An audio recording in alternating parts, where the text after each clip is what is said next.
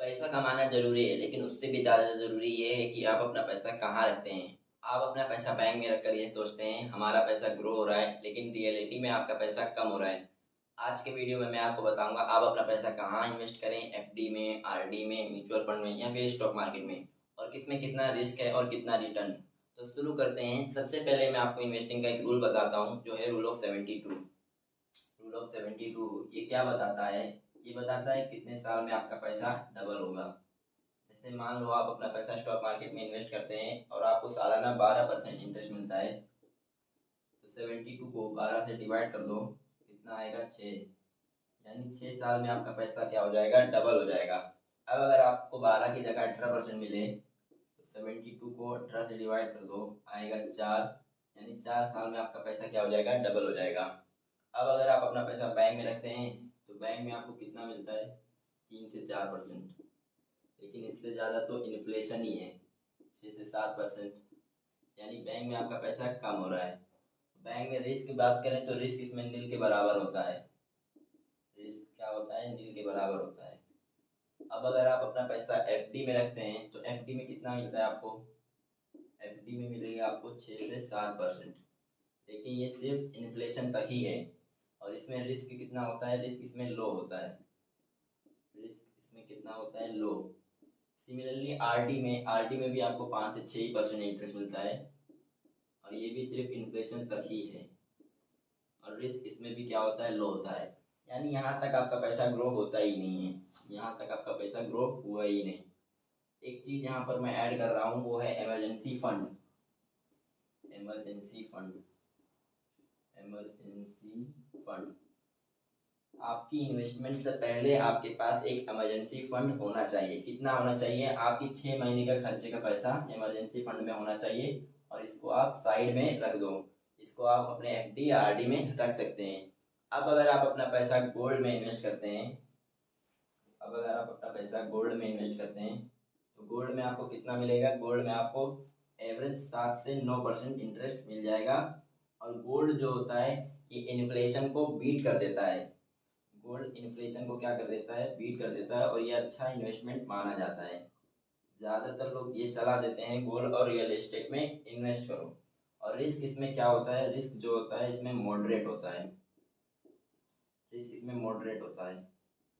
अब अगर आप अपना पैसा रियल एस्टेट में इन्वेस्ट करते हैं तो रियल एस्टेट में आपको ऑन एन एवरेज 8 से 10% इंटरेस्ट मिल जाता है।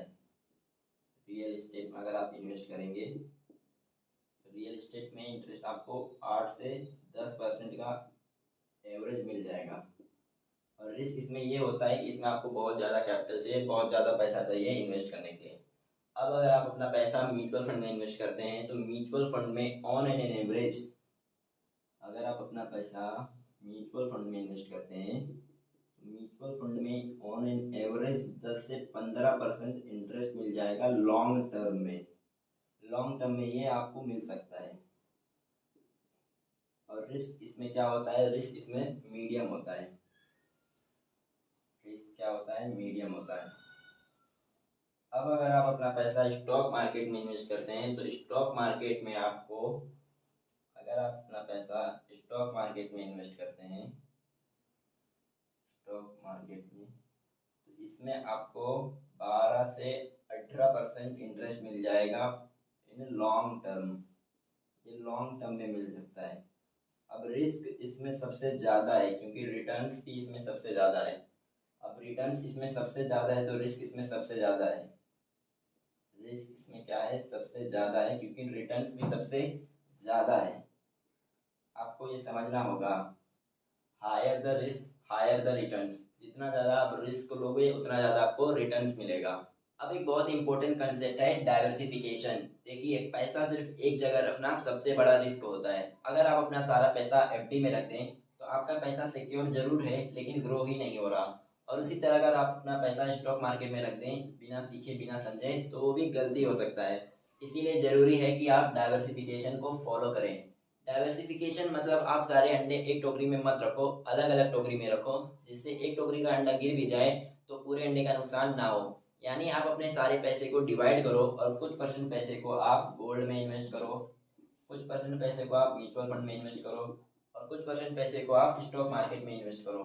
जिससे क्या होगा, अगर एक सेक्टर डाउन भी रहा तो दूसरा संभाल लेगा, और इसी को कहते हैं स्मार्ट इन्वेस्टिंग। और अगर आप स्टॉक मार्केट में इन्वेस्ट करना चाहते हैं तो पहले आपको सीखना होगा। आपको आंख बंद करके इन्वेस्ट नहीं करना। जब आप स्टॉक मार्केट में इन्वेस्ट करते हैं तो आप किसी कंपनी में इन्वेस्ट करते हैं, यानी आप किसी बिजनेस में इन्वेस्ट कर रहे हैं। आप बिजनेस में इन्वेस्ट कर रहे हैं, और अगर आप सीख कर इन्वेस्ट करेंगे तो स्टॉक मार्केट से अच्छा रिटर्न्स कोई दे ही नहीं सकता। इसीलिए इन्वेस्टिंग का रूल सिंपल है। आप अपने रिस्क को समझो, रिटर्न्स को बैलेंस करो और पेशेंस रखो। इसीलिए ज़रूरी है कि आप पहले सीखो फिर इन्वेस्ट करो।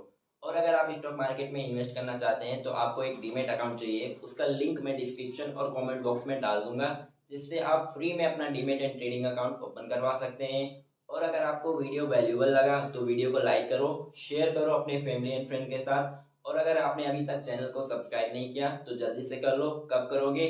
और बेल आइकन जरूर दबा देना, जिससे आने वाली वीडियोस आपसे मिस ना हो। मिलते हैं अगले वीडियो में।